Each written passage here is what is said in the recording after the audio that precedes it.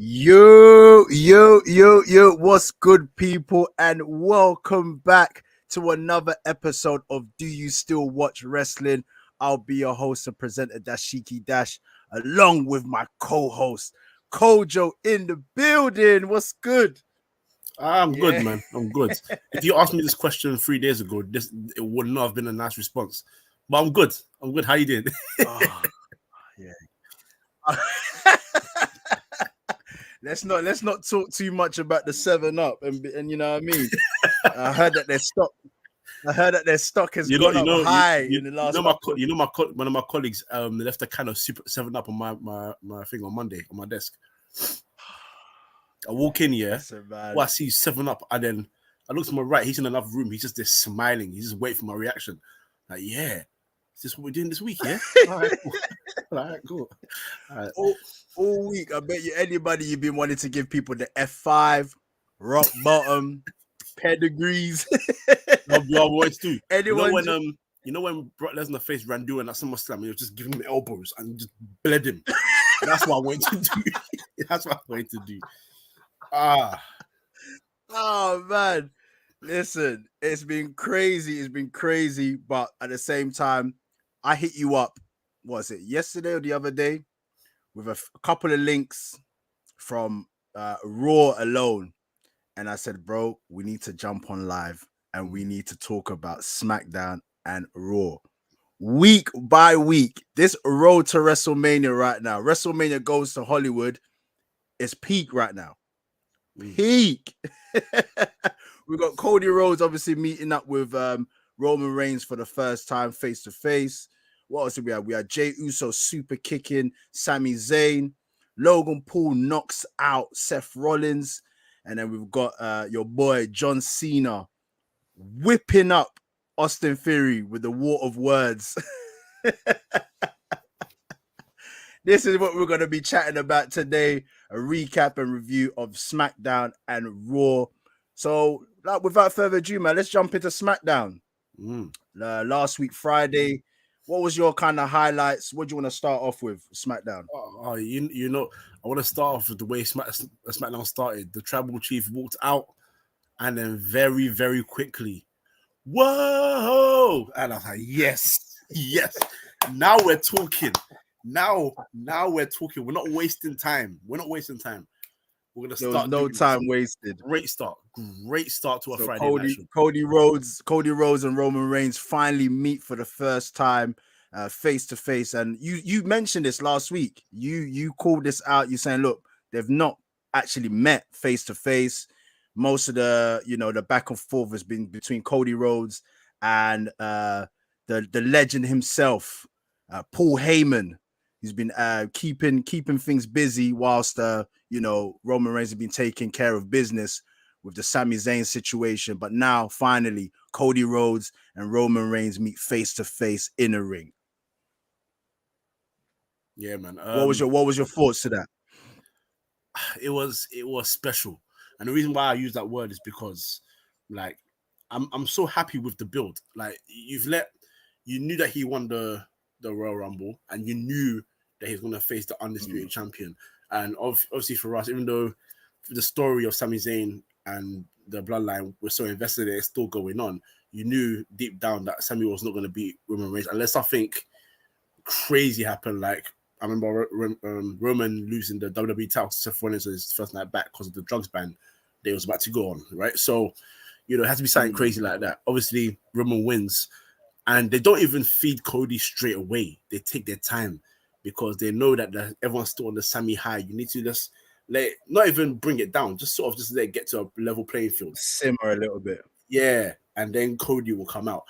And as soon as Cody came out, like, you could hear the reaction of the crowd. It was like, yes, this is what we want to see now. That's why I'm happy about the build. That's why I'm so excited about it, because they've navigated away from the Sami Zayn extravaganza arc, what do you want to use? Euphoria. That's the word, euphoria. But they still haven't taken away from his popularity. They've maintained it whilst going on. And this is one thing I think a lot of fans were worried about, because under Vince, it will be like, okay, this guy's on the high, but now we're going to bring him all the way down. or just bring him down a little bit for the next guy to go up. So we're gonna make him a mid carder. Whereas Sammy is still technically a mid carder anyway, but you've now given him some credibility that he's even taken the tribal chief to his limit. And arguably, if it wasn't for the bloodline interfering, he wins that match. So, you know, you've given him something to feed on. So in the champion is what it is. But the interaction was beautiful, man. It was beautiful. Cody will come and he'll talk his talk. He's smart. He's eloquent. He'll just come and give you that smart talk. But when he started with, I'm coming to talk to you. It's not about fighting. We're not doing no catastrophe or anything. We'll come to talk. But do you need this man to back you? I was like, yeah. He wants you. I know. He said, "Come." He tested his manhood. Yeah. In movies, tested his manhood. You know, in movies where someone has like the kingdom and someone steps out and goes, "Hey, I'm here by myself. This ain't about a war. But if you're chesty, you've got the cojones. Why don't you step behind out of all your backup? Come just stand in front of me and let's look eye to eye. I want you here. I want you right here. You see my right here. Come here. Come here." That's what he wanted. That's what he wanted. That's what he wanted. So, hey, man, what do you think? Mano. You know what, man? Like everything you just said there, I was on the edge of my seat, just thinking, this actually looks better than I thought it would be. Because I had my reservations from last week, and I was saying I don't know how they're going to be able to do this. But as soon as the interaction conversation started, I knew that these two are going to give it. And look, we're coming from two guys. I don't know if you agree. They weren't the greatest on the mic back in the days, but you can see how far they've come now. Cody Rhodes, brilliant on the mic. Roman Reigns. Whoo! As soon as he dismissed the bloodline, like, yo, step out, man. Bloodline steps out. Roman Reigns steps forward, and this guy, I'm telling you, he's operating on God mode, man. God mode. Lays down the belts, looks at him and just like, so what you want to talk about? Do you know how much he just killed all the seriousness out of Cody Rhodes? Like, Cody Rhodes is there. He's serious. And the man's just looking at him like, bro, what do you want to talk about? Like, it seems like you got a lot on your chest right now. What do you want to talk about? And they just start smiling at him. And obviously, Cody Rhodes lets off in regards to, his ambitions to wanting to be a champ. Now, in that situation there, do you think Cody Rhodes was able to, like, lay his message to Roman Reigns? Yes and no. And the reason I say yes and no is because I feel like the message was delivered, but I don't think anyone watching that segment expected Roman to really go off on him the way he did. And he did it even in a nice way as well, because even that beginning of what you want to talk about, that's a slide dig. It's a little slide dig at Cody. Just a little one. Just a little, because he's like, I know you said that AEW. It's a boyman. It's a boying thing. You come to say it here as well. This ain't AEW, but this is my kingdom. So I'll say what I want to say. I'm going to start with your line first, right? But obviously Cody's point is like, look, I know you are number one here. I get it. And, people look at you as the impossible guy to beat. You're champion for almost 3 years. You're running the thing. But listen, the things I've accomplished, you can't scare me. I'm not scared of you. People, you and your boys in the back here were mocking the fact that me and the man them from outside were trying to make a new show, and you say you can't compete. And 10,000 fans later in the stadium, oh yeah, we're competing with you. You know what I'm saying? But now I'm here. I'm coming to take your crown as well. And then Roman, but what is about Roman is Roman's like, look, I grew up here. I was groomed from this by my father, but also yours, man. Now, like, it's too much. That angle, much. yeah. It's too much. Each and every time they throw that angle, yeah, I'm always thinking to myself, oof. Like, I know behind the scenes it's all good, but it's just like, yeah, man. it all makes sense, right? Mhm. And also, there's Your one thing I've father. deeped. Sorry. There's one thing I've deeped. Go on. The way Paul Heyman came on the angle of his father, and the way Roman's come on the angle of his father, is two very different ways. Because obviously, Paul came on crud. He respects the Dream Dusty Rhodes, but Paul Heyman don't care. He'll savage you. Well, like he stepped up to Hulk Hogan with Brock Lesnar in the ring, and said to him, "So what you gonna do, Hulkster?" He's like, "Yeah." He's not gonna mock you. And then Roman comes with the Disrespect. Exactly. Roman goes, "Listen, I'm not gonna disrespect your dad. Like, listen, this guy helped me. He showed me that I have it. He even did a little impression for you as well. Say, listen, I love the guy, man." I know, yes. And if I'm being honest, look, when we sat down together and we spoke about everything, he didn't mention you. That's cool by me, by the way. But he didn't mention you. Maybe with them man down there. Yeah, them man there. Yeah, you probably got mentioned here and there, innit? But I'm the guy in it, so it is what it is. But then he ends it with, if there's anything your dad didn't teach you, I will. My guy. Oh, that was the ultimate.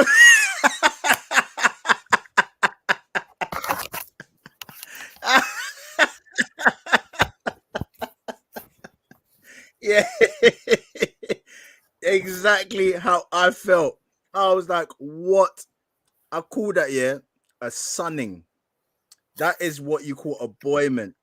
It's like the way he interacted with him was just like, you are beneath me. Like, what? Like, let me hear what you got to say.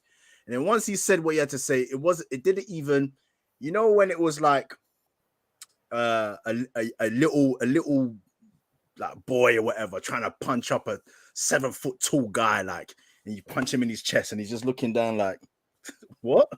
What are you doing? Told him about himself, told him about like his relationship with his dad, to the point where it's like his relationship with Cody Rhodes' dad has put him to the point where he is now the champion of the world. He is the guy that's headlined WrestleMania on countless of times. He's the guy with the titles. He's the one has become champ. So it's like, this is meant to be your dad, but my relationship with him has brought me to this point where I'm at right now. Like, how do you feel? How does that make you feel, bruv? You get me? Let me put my Castillo first impression. How is it going to make you feel, bruv? You get me? It's not looking good for you, bruv. Yeah? So I was watching, I was thinking, yes, I like this. And where it started off as Cody Rhodes he was giving chest in it. He was kind of beating his chest about what he's done, his journey, gone to AEW, come back. He's put himself in this position. But at the end of the day, like, you still not been the man. You've not been the man. So how are you coming here trying to give all this chest and you've never been the man? Like, what kind? And I think it was a point where it's like, where is this confidence coming from?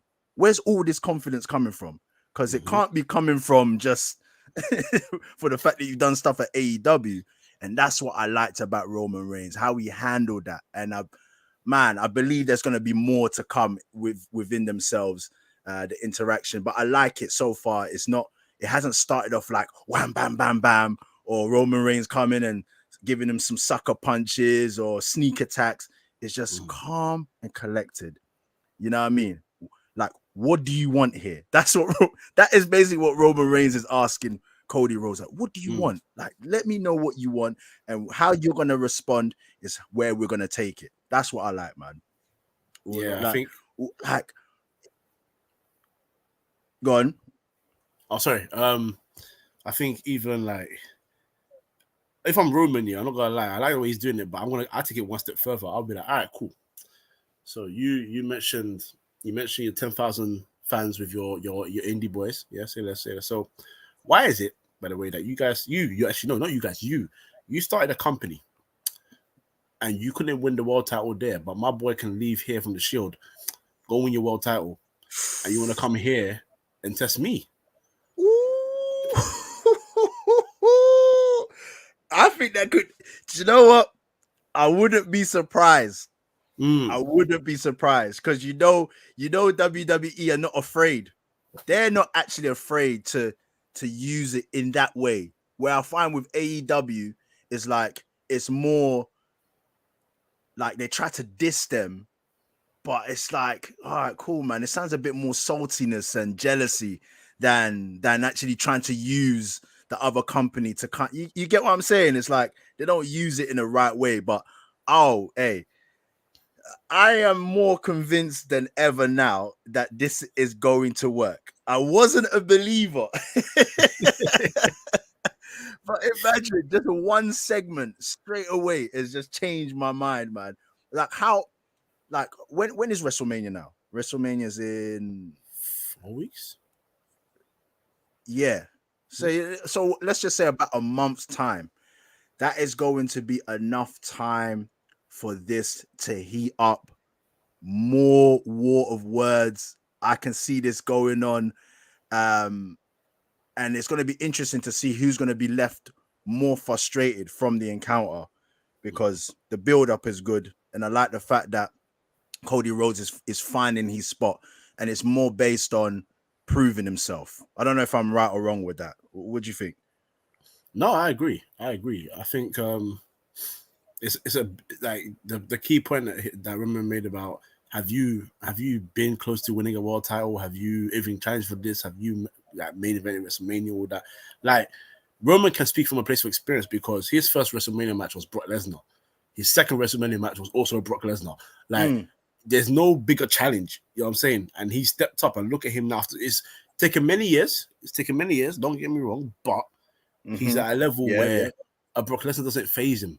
If Braun Strowman came up to him, it's not going to be the same beef from before where Braun was like chucking things at him and destroying him. He's gonna sort out Braun Strowman. So why are you the difference maker? But it's also because Cody's improved infinitely on the mic. He's become a lot better on the mic. You can see his in-ring is a lot more cleaner. He's added a lot more moves to his arsenal. Like it's become a thing where, and I'm not gonna say if Triple H will build this correctly, and when it's built correctly, he's gonna give it enough to say yes, Cody is still the underdog, but it's not as big of a difference as you first thought. Cody can win this, and it's believable. It's not unbelievable anymore, and that's where I remember when we started the show. That's why I used to get like your Vince Russo's and all those old sad people there, because like you gotta give it time. You just gotta give it time, and what they are not getting, or the really not maybe not adapting to, in my opinion, is natural like turning of situation based on how the fans feel. Yeah. It has to be organic. Keyword. Organic is the key word. Because if I go back to NXT days, the reason why Johnny Gargano became a heel is because even though the fans knew he could wrestle, it was Johnny wrestling and all that, they wanted something different. And what he did was just say, okay, let the things change, let the boos come in more, and then we'll let Johnny do something that's extremely questionable to his character. Then you build off that. And that's what they're doing here. Cody's reactions are natural. You know what I'm saying? And it's become a thing where it's like, all right, cool. Now he's getting more and more reactions. Same as Sami Zayn. Sami Zayn's one was naturally built. He went from the guy that's you maybe thrown into a storyline because you don't know what more to do with him. So he's a bit Where of a to lackey. put him, yeah. Yeah, he's a bit of a lackey for the main characters, but you know, he's just there to becoming a point where they're saying, let's improve his standing in the group, but also see how the fans naturally react. Because if the fans didn't like it, you're not having this match that they had at Elimination Chamber. You know, so yeah, this is what I like. It's a natural build. It's being built nicely. It's being built correctly. 4 weeks is a long time to build something, and they don't have to actually interact face to face all the time. It can be things said here, there, and I feel like they should learn from the fact that they were so eager to see John Cena versus The Undertaker, even though, yes, they are the two big names and all that. But John Cena spent a month and a half just ripping Taker without any response. And the fans went from this is a dream match to, quite frankly, John Cena's running his mouth, and it's great to hear it, but you need to get your ass kicked. Natural, organic build. So, yeah, give me more, man. Give me more. They're doing the right things, and I'm excited, man. I'm happy. I'm a happy customer. I'm a very happy customer. I think that was pretty much the main centerpiece of SmackDown, which obviously started right at the beginning. We saw obviously Sami Zayn taking on the Bloodline as well. That scuffle bled on to Raw, which I think will give it more context and better around up when we get onto Raw. But Seth Rollins obviously using the chair, and not Seth Rollins. What am I talking about? Sami Zayn using the chair and going up against the Bloodline. Another point of SmackDown I think I want to bring up was Dominic Mysterio. Now, I have to bring this guy up because once again, you see me here, I'm not ashamed to be like, I got it wrong. But Dominic Mysterio, same. He's doing his thing. It's still Raw, but he's doing his thing. And I like that. I like once again the angle, the beef between him and Rey Mysterio, the dad. Once again, he was trying to rip the luchador mask, and this time he was more successful with it. Still begging for Rey Mysterio to punch him up, and then when Rey Mysterio doesn't, sneaks in a sucker punch. But you know that storyline itself is growing week by week. How you feeling about Dominic Mysterio's rise in WWE right now? I'm actually interested to watch it because he's building himself to be a very sleazy character, and we haven't had that in a while. To be fair, that character that he can first naturally, he's a weasel. Proper weasel, and firstly, someone that you can naturally actually really hate because the fans don't like him. Like, number one, but also the way they build in the Ray thing, like Ray's always essentially he's always been a good guy, isn't it? I can't remember the last time he was a bad guy. So usually, I think if this was built in an old way, the fans would have turned on him and actually cheered for Dominic because it's like, yeah, you ain't gonna do shit. Your son's kicking your ass and you ain't doing nothing about it. But you can see week by week that Ray is starting to just get more and more heated.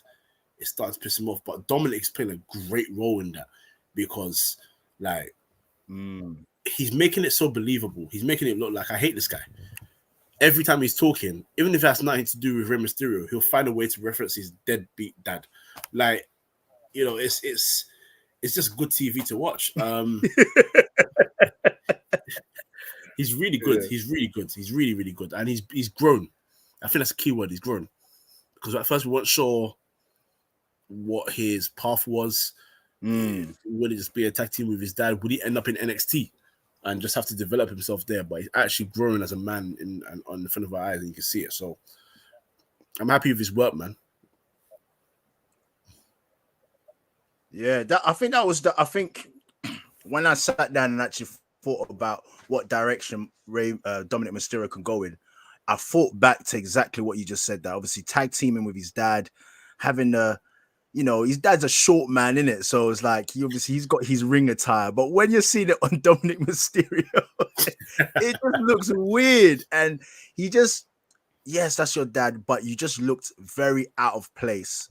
Very, you're not doing your own thing. You're doing your dad's thing. And there is no other Rey Mysterio.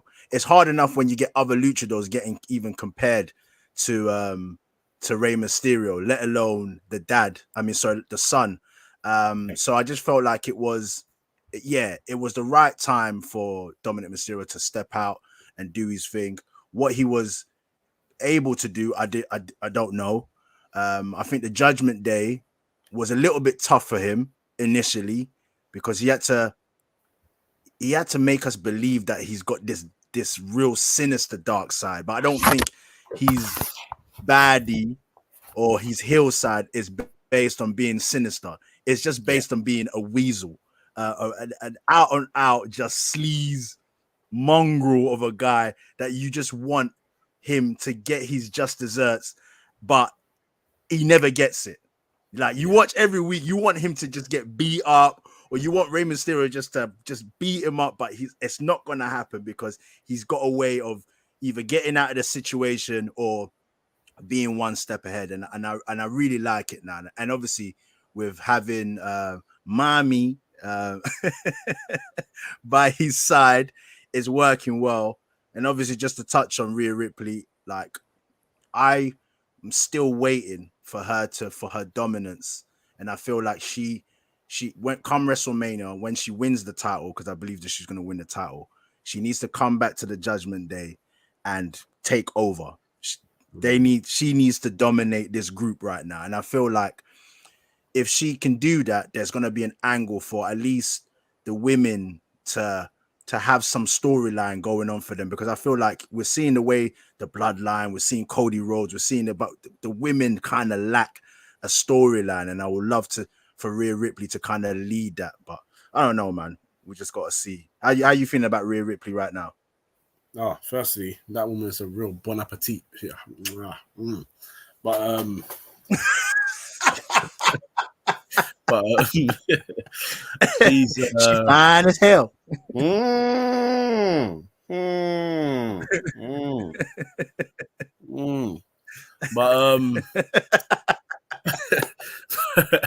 but no, on the real, no, I agree wholeheartedly with what you said. She's got the characteristics and the physique to be just a monster, and this is kind of why I want also like Asuka to have a monster run. If you have two ultra dominant champions and they go to as far as Survivor Series and have that match off against each other, winning, that's money there. And then obviously, like I said, I want my Io Shirai, what's her name, Io Shirai Asuka dream match at Mania next year. And us for Rhea Ripley, I think the one that would make sense is Raquel Rodriguez. That would be a monster match. Okay, well. Yeah. She's a bit of a big lass herself, innit? Yeah. Exactly. She's strong, she's tall, she's got the build as well, she's strong. And she's got character as well. If I want Triple H to slightly just throw her back to her NXT days, just where the music is a bit less, more like Latin based, which is kind of stereotypical stuff, and a bit more like a bit more aggressive, and just show her to be how dominant she is. And another one that you can throw into the picture after she breaks away from Ronda Rousey is flipping what's her name? Shayna Baszler. Come on, man. That's someone that turns people's arms and steps on them. This is someone that gets your leg and twists it to ways that you don't understand. But you remember what I was saying about her? You remember I was like, I think one thing that she just is not, that she lacks, is obviously the charisma part. And it gives off a little bit of Ken Shamrock, you know? It gives me that kind of Ken Shamrock vibe. It's just like, we knew that Ken Shamrock was dangerous, but just the charisma just wasn't there, man. Kind of Steve Blackman vibe. I would argue, oh yeah, Steve Blackman, I forgot about that guy, but I would argue that I actually forgot about him. Shout out Steve Blackman, but I would argue that that's what made her such a good heel. He came out with some. I just need to remember this one. Yeah, Steve Blackman came out one time with some glow stick nunchuckers, spinning her around for about a minute before his match. That was how they were trying to boost his charisma. You see how difficult it is. You just can't be out here MMA vibes and then come to WWE and just go on. Sorry to cut you off. Go on. No, that's all right. But like I feel that's what made her a great heel, because she talked when she was in her main run as a monster. She talked for like a minute, and it was just about how I'm just gonna turn your bones and just rip them and all that stuff. And I can't lie to you. Sometimes that's all I need. Sometimes I don't want to hear too much back and forth. There has to be someone that's there, yeah, that you just say, listen, yeah, you guys can talk on the mic. That's great. I'm here to absolutely destroy you and make you feel pain. because this is a painful sport, and I want you to understand that when you step in the ring with me, things are gonna hurt. And when the fans are watching, they screw their faces because they're like, oh, is she being stiff? Oh, she should be doing that in the ring. What are they gonna say at the back? That's the kind of reactions I want, because I know it's okay to do it. You know it's okay to do it, but they don't know it's okay to do it. I want them to cry. I want them to look into my eyes and feel pain and anguish. And I want you to feel the same. I want you, when you get pinned or you tap out, you crawl into the corner, you look up and say, Lord Almighty, why did I step into the ring with this woman? Let me go and fight Liv Morgan next week instead. Or someone like that. You know what I'm saying? That's what I want. That's what I want. So bring that monster back. Because when she was at her best, I was the biggest Shayna Baszler fan on this planet, because all I wanted to see, was just people just in pain. I remember she did it to Dakota Kai. She got her arm twisted it another way and stepped on it. Then stood in the corner and looked at her and said, "Get up. I dare you to get up. I dare you to get up." Ruthlessness, keyword. Ruthlessness. Bring her back, man. Oh my goodness. All right, cool. That was SmackDown. Obviously, if you watch SmackDown and you want to, comment or chime in, feel free, man. Hit us up in the comments. Let us know, like and subscribe and all of that. Share with your friends. Moving on to Raw. And I obviously just briefly touched on the Sami Zayn bloodline situation, but I felt like come Raw, it was the real, meat on the bones that we wanted to see. And obviously for a time period right now, ever since Elimination Chamber, what was the last event? Yeah, obviously Jey Uso has been conflicted in where he's, pledging his allegiance, whether or not it's with Sami Zayn or it's with the bloodline. We saw obviously Sami Zayn getting one up on the bloodline on SmackDown.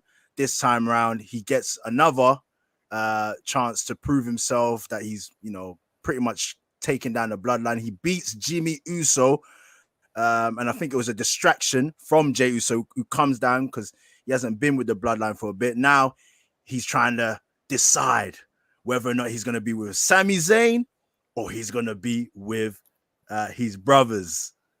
I tell you what, man, the way they are telling this story, and I know we keep going on and harping on about it, but it is an absolute brilliant storyline. Once again, we're left with the situation where who is he going to pick? Is he really down for Sami Zayn like this? A person that hated Sami Zayn, and all of a sudden he's done a 360 or 180, sorry. He's turned. He's now like best buds with this guy. He's conflicted. He's even putting or risking his relationships with his own brothers, his own bloodline, because he wants to stick with Sami Zayn. Well, Jey Uso obviously steps in the ring, looks at his brother, and then he walks off. At this point now, what are you thinking? It's looking like he's joining Sami Zayn. What was your thoughts at that point of time?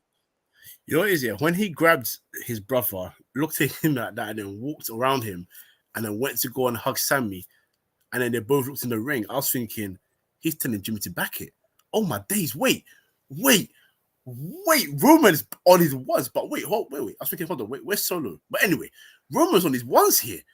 Like, this is gonna be insane. And then yeah, man.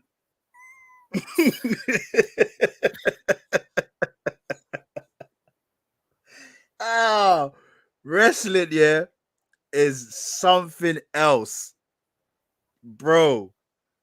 Man. He's like the emotions of it all, when you're thinking to yourself, this is happening, and then something else happens. The plot twist within a segment is crazy. He reaches over. Not only is he left his brother in the ring, he goes down, he's looking at his brother, he's looking at Sammy, he's looking at his brother, and then he hugs Sami Zayn. I'm like, oh my days. Jay has done a complete turn. What is going on? Steps to the side. Clean. Sweet chin music. Super clear. And this is why I like Jey Uso, man, and his character. He makes you believe that he hates you. Yeah. He's grabbing Sami Zayn by his beard. You thought I was gonna be part of you? You thought you thought I was gonna betray my brother? He even swore. I was like, what do you think? You taking me? I can't remember what he said, but he was just going in. He says this is family shit. This is This family is stuff. family shit. That's it. Yeah, this is family shit. Grabs him by his beard, and then not only that, you think to yourself, it's done there, innit? That he's just gonna thump him up on the the aisle bit. No, he grabs him up, dashes him back into the ring. Pooh! The pummeling that he received. And you know the best bit I liked about it?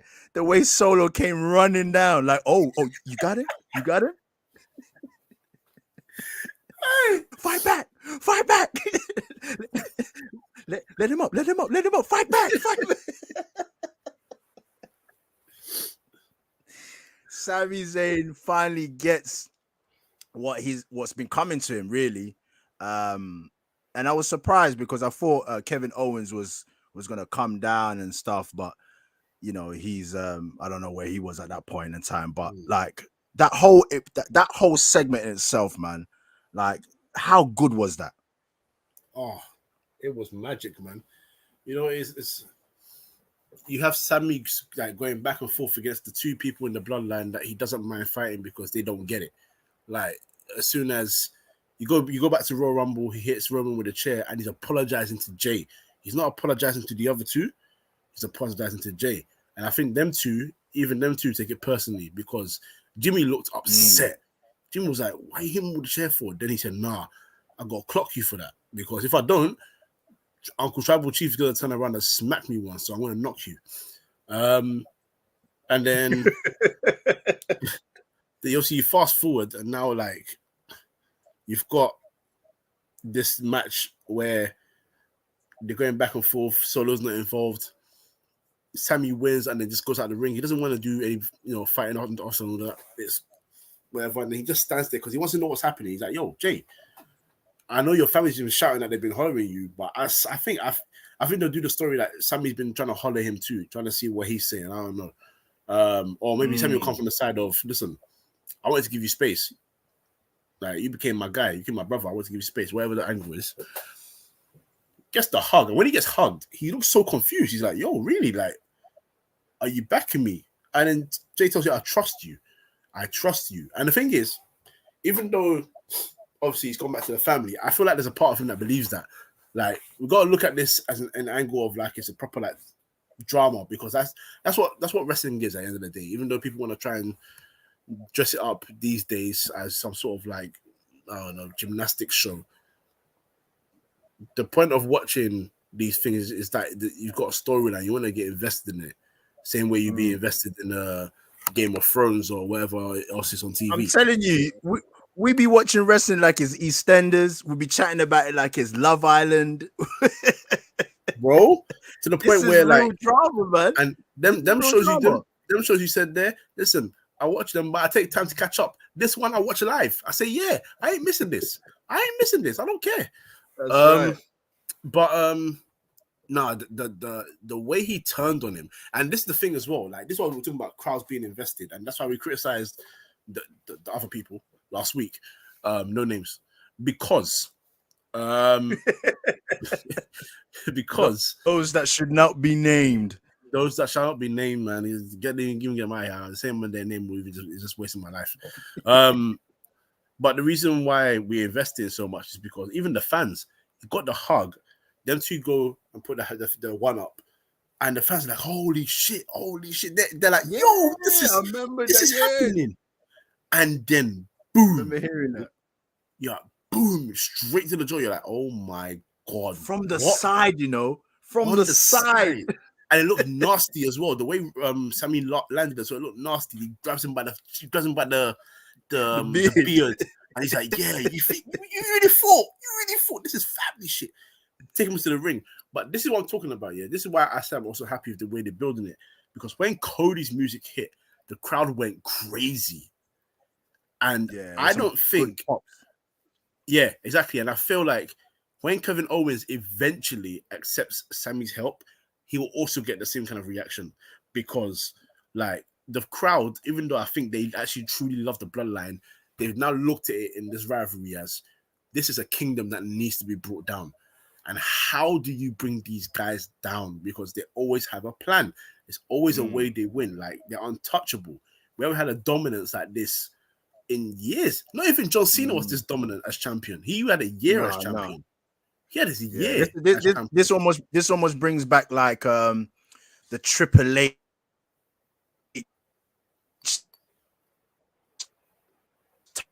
type of dominance. He's obviously got either it's Evolution or if it's DX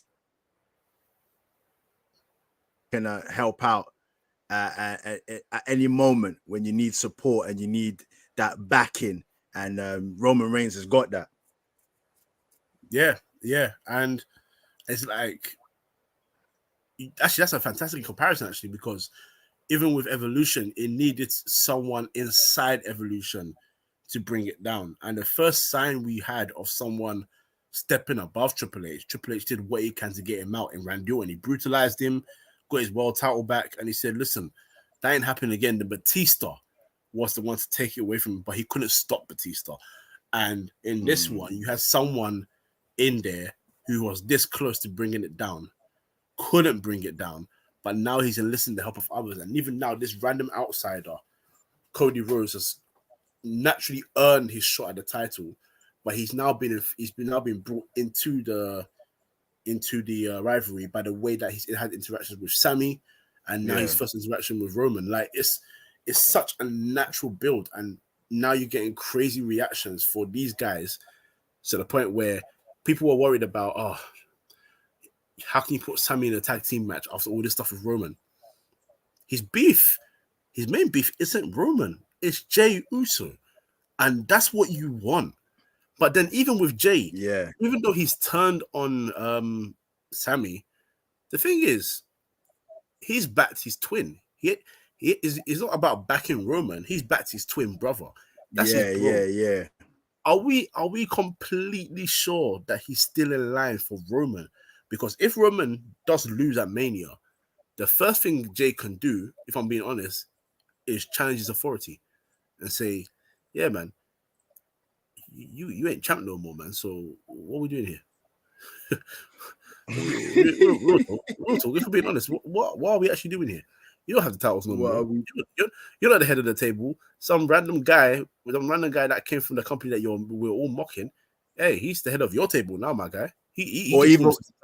Or even more so, if they don't help Roman Reigns, then it kind of just then certifies that if it wasn't for the Usos and Solo now, that he wouldn't be in that position. Because let's be real, the Usos had been forced to be, under Roman Reigns in the bloodline. Only Solo was obviously called in by the elder statesman of the bloodline. But the Usos, they were bullied into the bloodline. So this is probably where Jey Uso's beef will be with Roman. It's like, look, man, we didn't even really want to be here like that. And then, if it isn't for us, then you won't be champ. But I love it, man. I love this storyline. And man, with 4 to 5 weeks to go, there's going to be more to come regarding the bloodline, Sami Zayn, Roman Reigns, and Cody Rhodes. Let's just move on quickly now to who else was that? What's it called? Logan Paul and Seth Rollins. Now, once again, I'm going to say it. I've said it once. I'm going to say it again. Logan Paul is a natural. Yeah. Absolute natural. Anybody that had any reservations about Logan Paul being in WWE or dissing the fact that he's bit part, he's only coming in, he's not the real deal, cut it out, man. Spend time, take the time to watch how he's working, coming up against arguably one of the best WWE superstars of all time, Seth Rollins, and it's seamless. It's smooth. There's no, like, you're not looking at it and thinking to yourself, oh, Seth Rollins is against this YouTuber guy. Nah, I'm feeling like Seth Rollins is up against another WWE superstar. Logan Paul comes to the ring, tries to do the curb stomp again, misses. Um, who is it? The Miz intervenes because they were on Miz TV, right? Miz intervenes, causes a distraction, and then Logan Paul clocks Seth Rollins with the. We always get this in it. Whenever somebody comes in that's either from a boxing background or anything like that, they always come with this super punch that they've got. And now it's Logan Paul's turn to show that he's got this super punch. Well, he clocks Seth Rollins, and Seth Rollins is cold out, laid out on the canvas. What was you thinking about this segment itself? How was you feeling about it? I was really impressed with Logan Paul as well because, like, obviously Seth Rollins coming out now with the song, like, it's just gonna be the crowd singing it, and the only person that can stop it is Seth Rollins when he starts speaking, right? But it's like Logan found the momentum. He found the momentum to just go, okay, I want to keep talking over you guys. And then I'm going to mention you guys' name and say, because he was talking, he goes, Buston, I don't know what to tell you. And even a line like that, after going on a tirade, after like just a line like that, he's involved and said, listen, you guys might hate me, but I'm good at this, whether you like it or not. Literally what you said, he's so good at this, he's a natural and he knows it. And they don't like it. They don't like the fact that a YouTuber who goes around causing absolute havoc with his brother have gone into boxing and the biggest wrestling company on the planet, and they're doing their thing, whether you like it or not. Yeah, Jake Paul got beaten by Tommy Fury. Okay, cool. But Tommy Fury is an actual boxer. There's no shame in losing to an actual boxer. I mean, he was on Love Island, so there's a little bit of shame. But the point being, you know, he recovered. He showed a very good account of himself. There you go. Exactly. He showed a very good account of himself. And now you've got Logan, and you're putting him against the two biggest stars in the company, and he's shining. And it's not that they're not shining. It's not a case of they're trying to downplay how they are so they can help him get a start. He's doing his thing. He's leveled in with them. So yes, he's not gonna have they're not gonna put a title on him because he's not full time. He's not gonna beat your biggest stars and then walk away. That's not gonna happen. But it gives him a little bit of credibility to the point where it says if he did want to become a full-time wrestler for the WWE, he is worthy of challenging for titles and having great matches with a lot of people on your roster. And he does this better than a lot of so-called professionals in this business. Yeah. So I mean, I can praise Seth all day. Seth does his thing. I can praise Miz all day. Miz does his thing. But Logan, round of applause. Round of applause.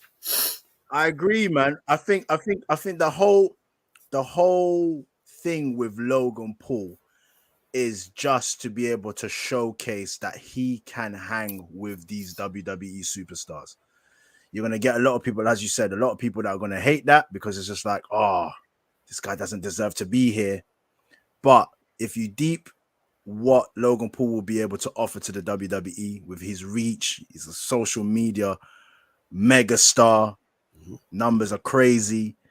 But the fact that he's able to come in there and not look out of place, this is what is great about how he's being able to just jump into WWE and go toe-to-toe with these guys. And the biggest victory is the fact that he's able to go toe-to-toe with these seasoned professionals. You know what I mean? Sometimes you just got to put your hands up and be like, look, man, if someone's just naturally good at something, they're naturally good at something. There shouldn't be no rules, man. And this is why I love WWE right now. And it's nothing new, you know. We've seen WWE on many years, you know, back to WrestleMania 2 and that. You've got your Mr. T's and you've got your, you know, other celebrities that have come in. We've seen Snoop Dogg. We've seen Floyd Money Mayweather. We've seen so many different celebrities come into the WWE. But I will say, if I'm not mistaken, like in terms of natural talent, Logan Paul is probably one of the best that I've seen. I was impressed with what's his name? Bad Bunny, Latino artist, Bad Bunny. Yeah, he was good as well. But Logan Paul, in terms of character, charisma, he's good on mic as well. He's able to tell a story. He's able to hang with one of the most charismatic people, Seth Rollins, Miz as well. Like he's just as charismatic as well, and he's not looking out of place.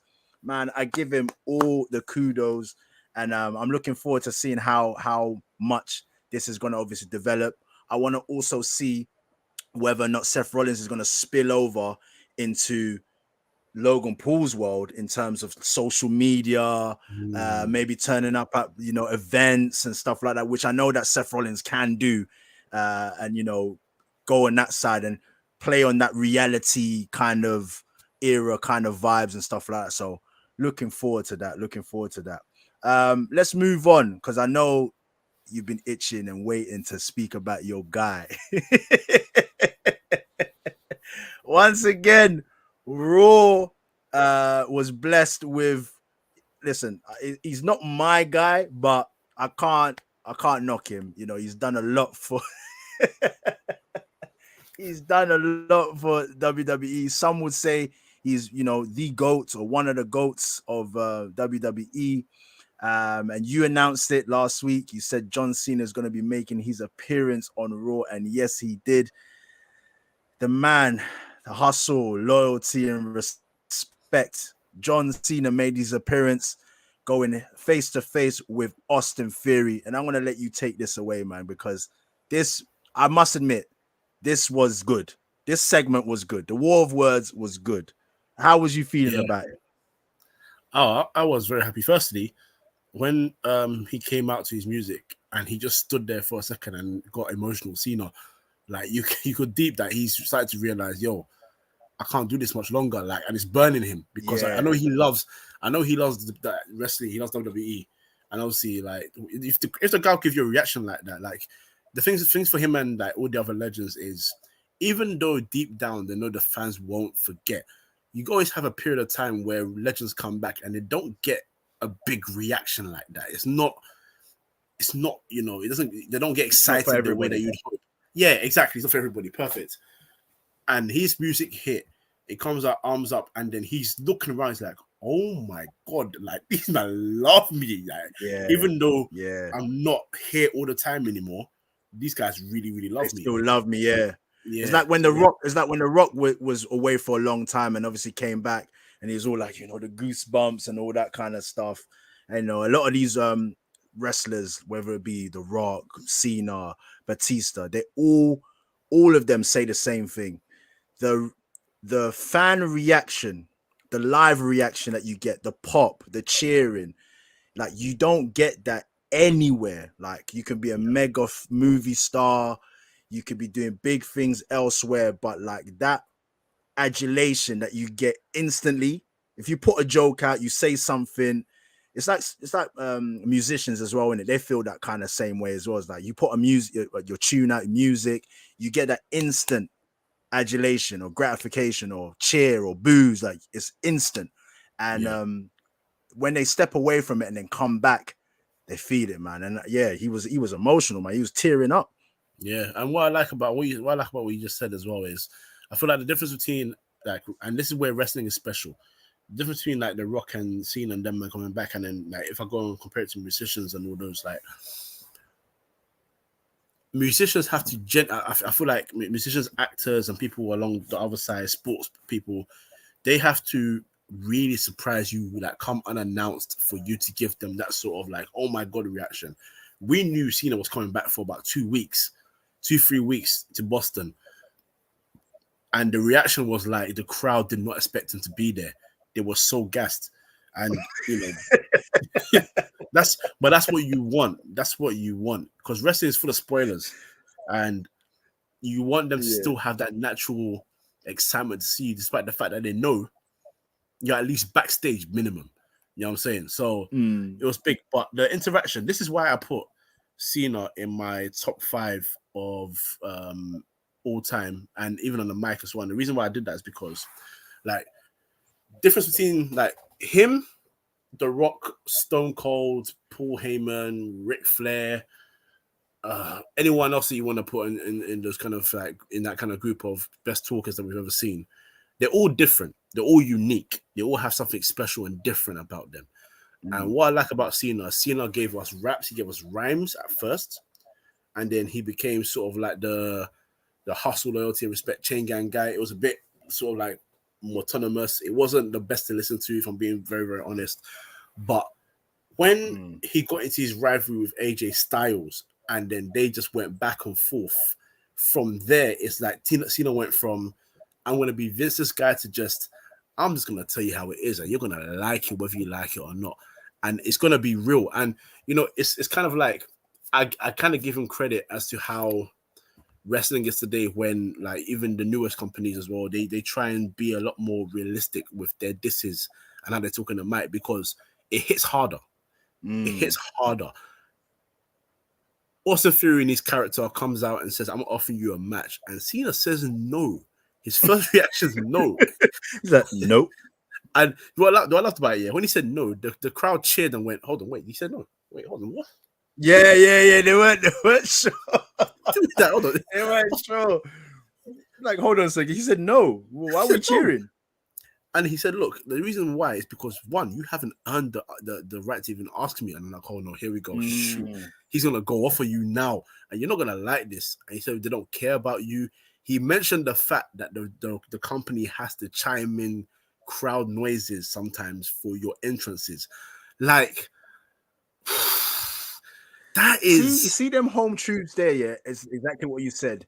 It's like, and obviously they go at the back, whatever. Let's, we know what it is. We know what wrestling's about. Yeah. But they must get to the point, and I think Cena knows. And I think what's good about Cena, he will tell you, like, if we're gonna have this interaction between, I don't care. Say anything that you want, because Cena's been dissed about his relationships. He's been dissed about the Bella twins. All of the kind of stuff. And you said AJ Styles. I even think, take it back, when it was with The Rock. I think when he had his beef with The Rock, that's when more reality kind of stuff was being mentioned. And you're like, hold on a second, you're like talking about people's careers, movies, all of this kind of stuff, and Cena has been really good at showing you, like, yes, it's wrestling, but at the same time, the realness to it is just like, you're just a clone of me. Yeah, you're just another person. I've been in your shoes. Where you are right now is where I was, and I almost got fired for being like you. Yeah. You've got no heart. You've got no soul. The people don't care. They don't care about you. They don't like you.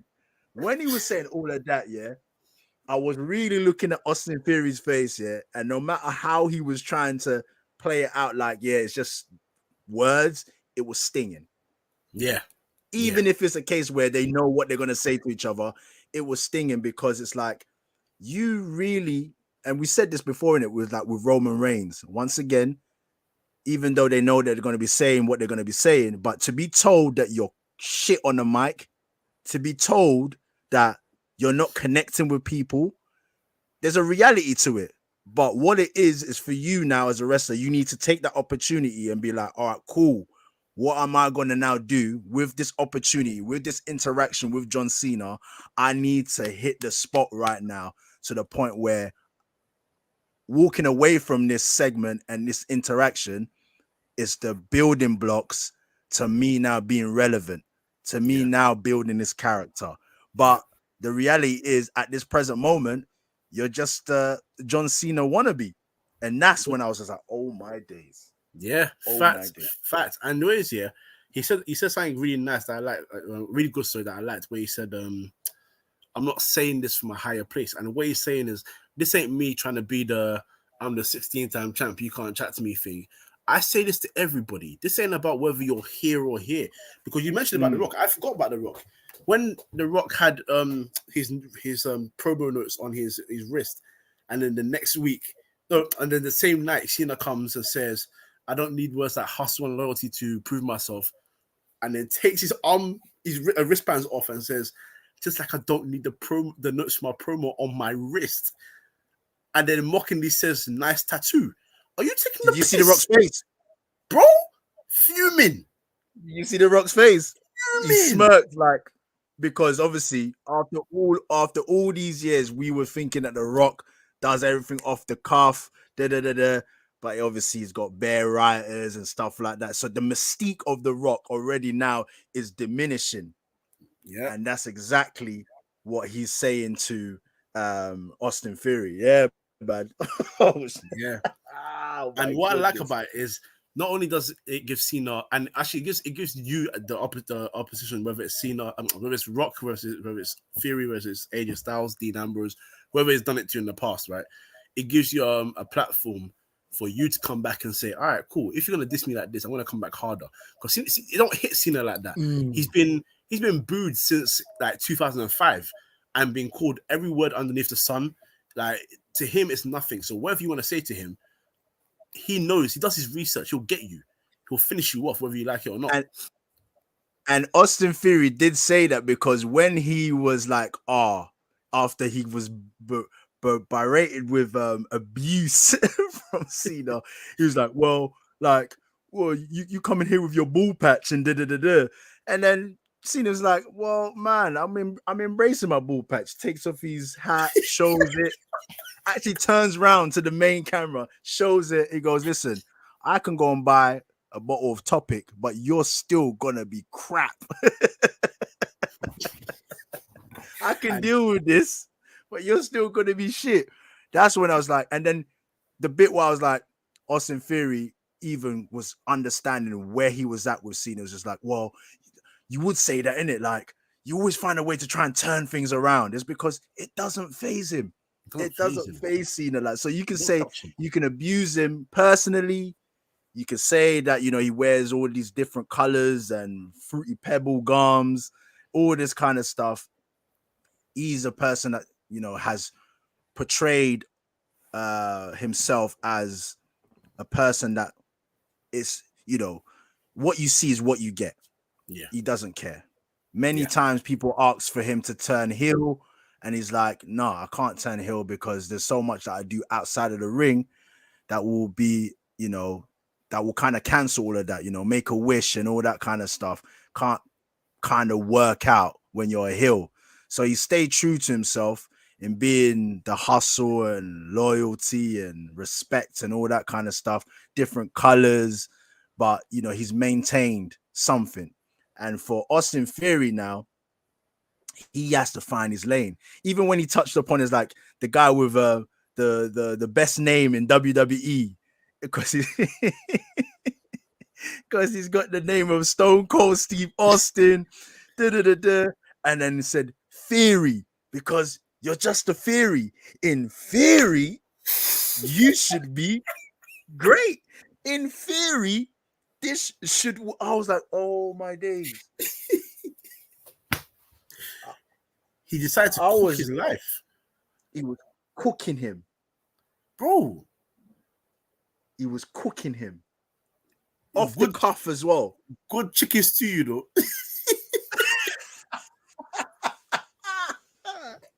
He was cooking him. Listen, I'm gonna say this, yeah. I am not the biggest John Cena fan, and based on just I thought like over the years was just constantly rammed down our throats in regards to being Cena, being the Superman, So I can openly admit that when Cena hits it and he gets it right, for me, I'll put my hands up and say, this guy is doing the business. And this segment right here was perfect. It just showed the elder statesman. It showed like you said, that point where it's just like, I'm not coming from a place of high and mighty. Like, the thing about it, he doesn't need to do that, innit? So that's what he's trying to show him is like, I don't need to do that. I'm not here for that. I'm here for my moments now, coming to the latter stages of my career, if not the ending of my career. So I want, as much, I want to take it in as much as I can. But the advice I've got for you right now, who is at the beginning of where I was, this ain't working, bro. And you don't want this.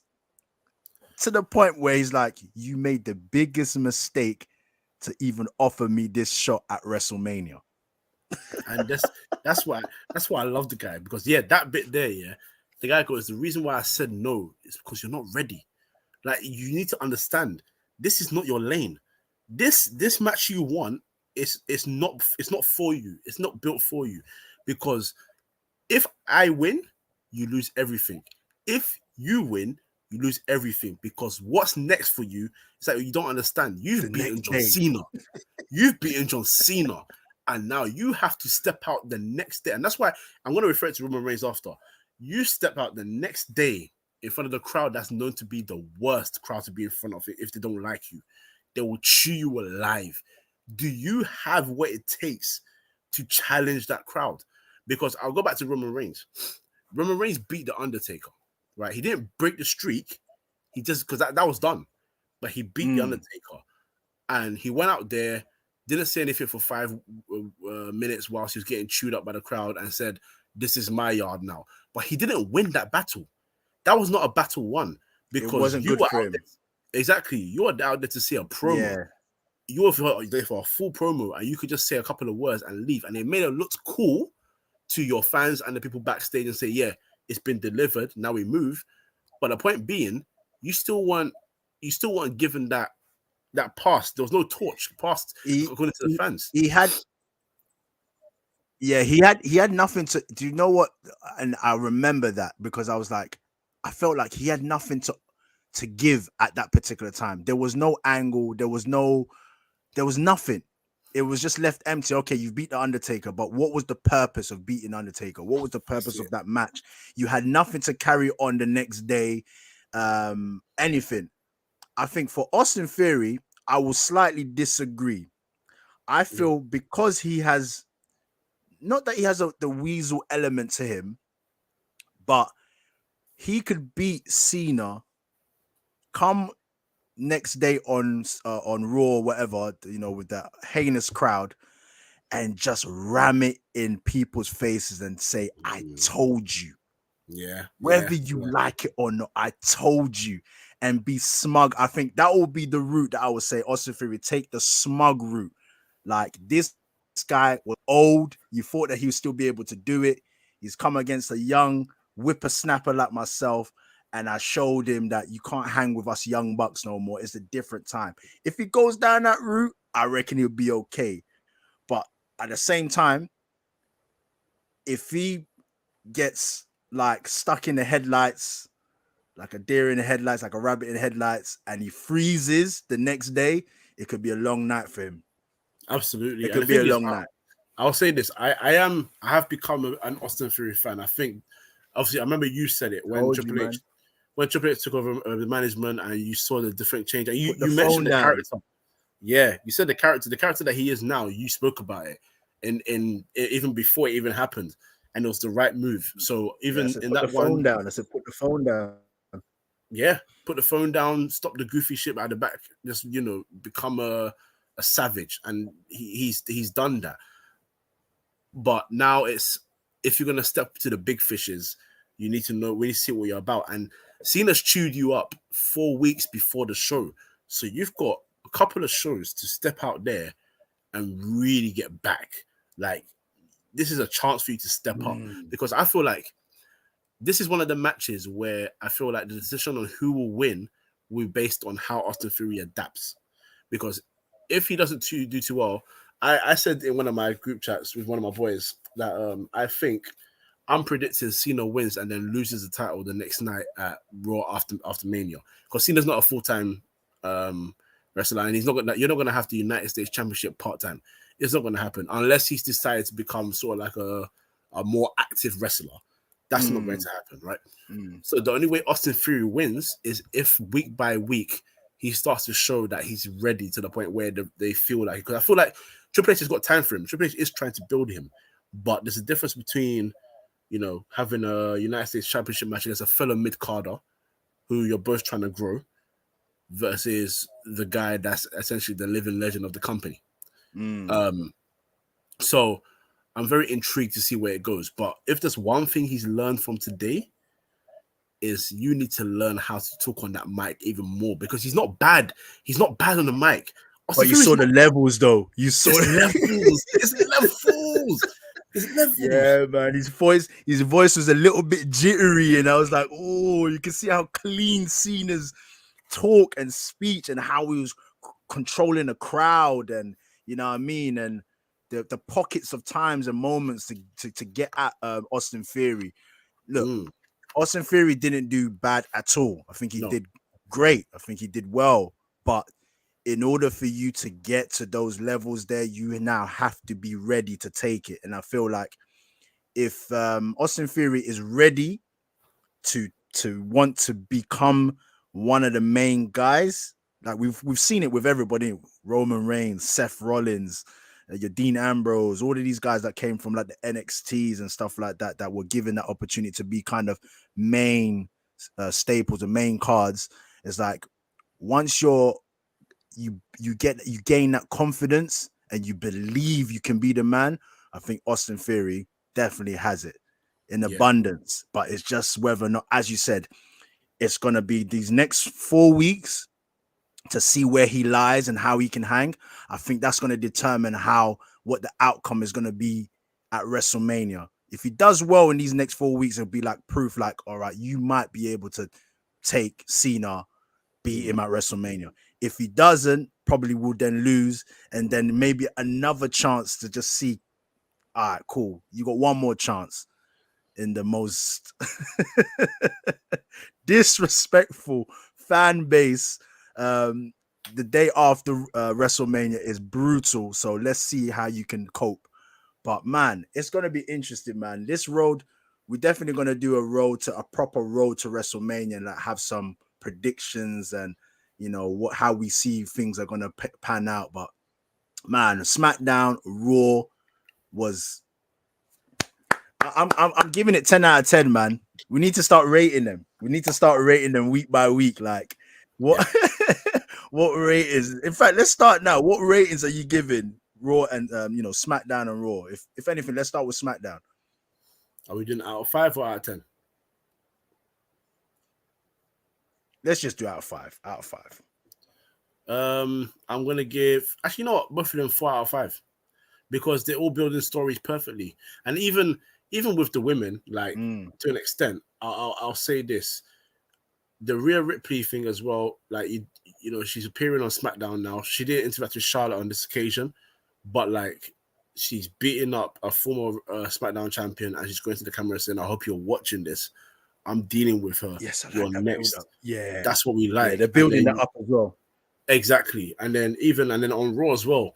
Like, yes, Lita, it's like Lita's doing full time for now, which is great because they want it to be a part time thing. So you got Lita and Becky Lynch and Trish Stratus versus Damage Control, and even that one has been built smartly as well, because you've got Becky and Lita's history.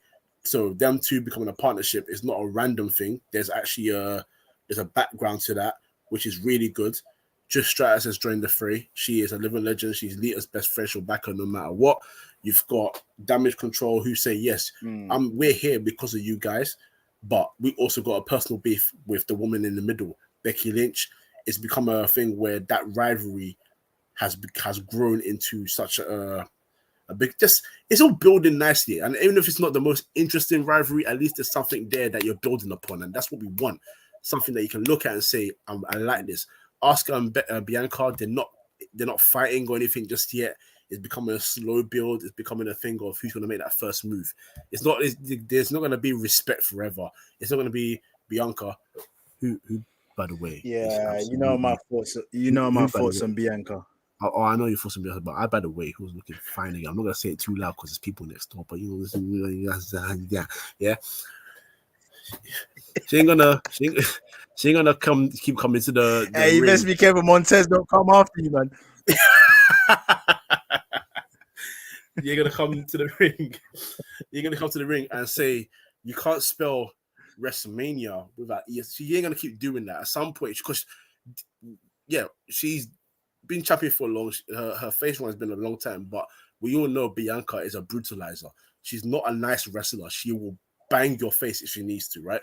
And then Asuka is just a nasty savage, and she's gone back into her like original before she was asking WWE sort of phase where she's a nasty wrestler. She'll spit that thing, the mist in your face. She'll want to target limbs and hurt you. It's a jury vibes. Yeah, exactly. And then someone's gonna turn eventually. Someone's gonna say, "No, I ain't having this no more," and it's gonna become a war. And that's what you want. It doesn't have to always be action, immediate action, because people forget some of the most exciting rivalries, they didn't have much interaction physically until near enough the show. And the biggest one in the last couple of years was the Cena versus The Rock. They got physical with each other outside of the match maybe twice. I can think Survivor Series after the match when they beat Miz and R-Truth, and WrestleMania when Cena faced the Miz. Other than that, and then a couple of Raws after, I remember, or before, sorry, because Cena did FU The Rock.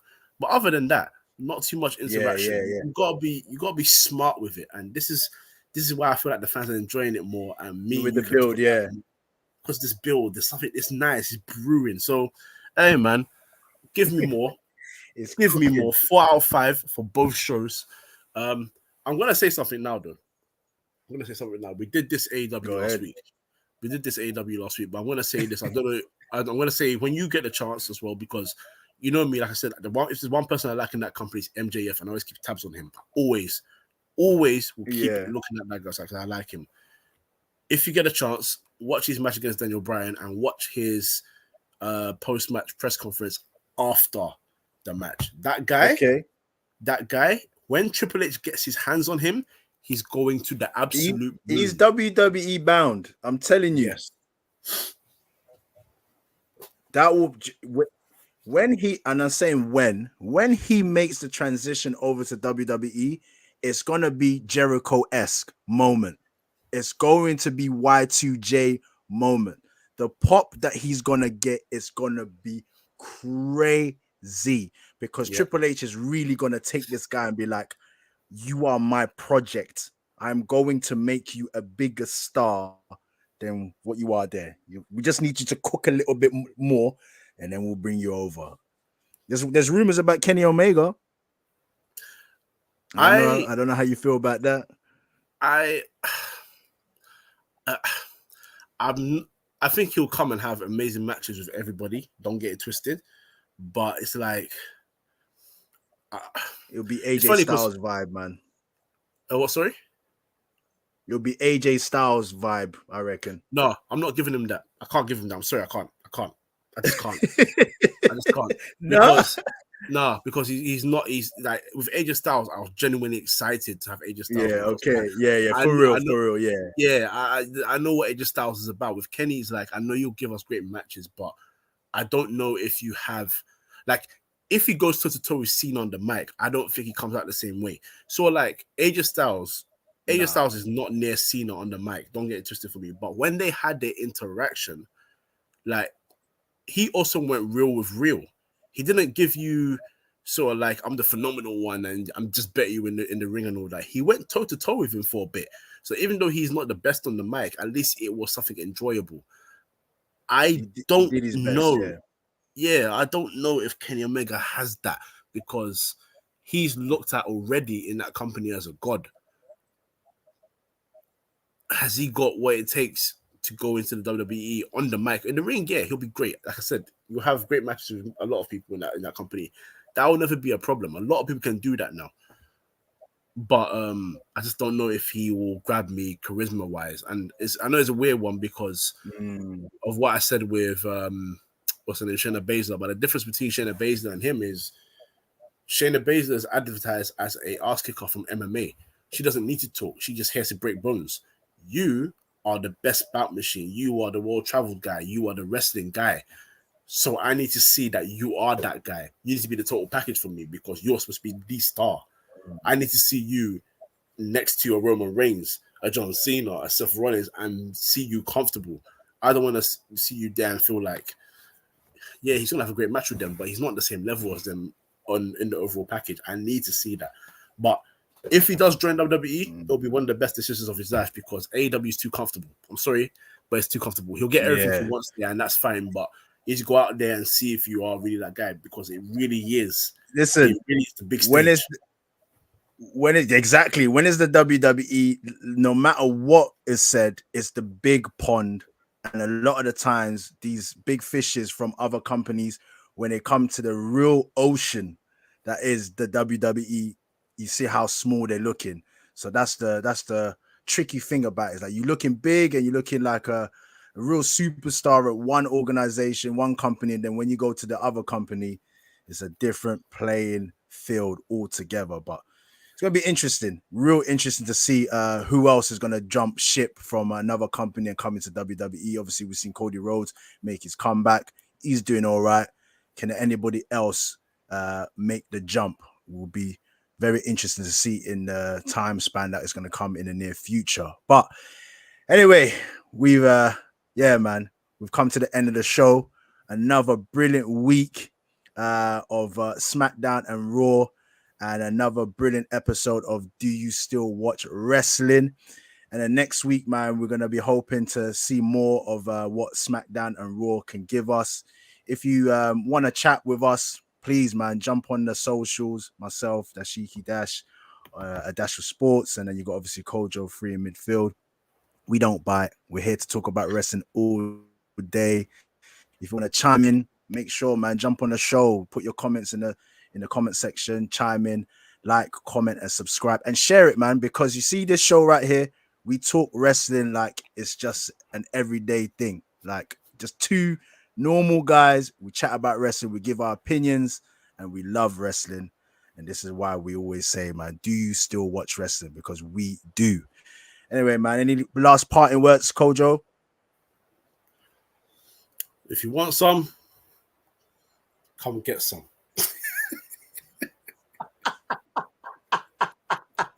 I'm so happy. Yeah. Well, I'm so happy. Man. I see it, man. I know you are, bro. That's your guys still. Guys, until the next time here, do you still watch wrestling, man? Myself and Kojo, we are out. Can't see me.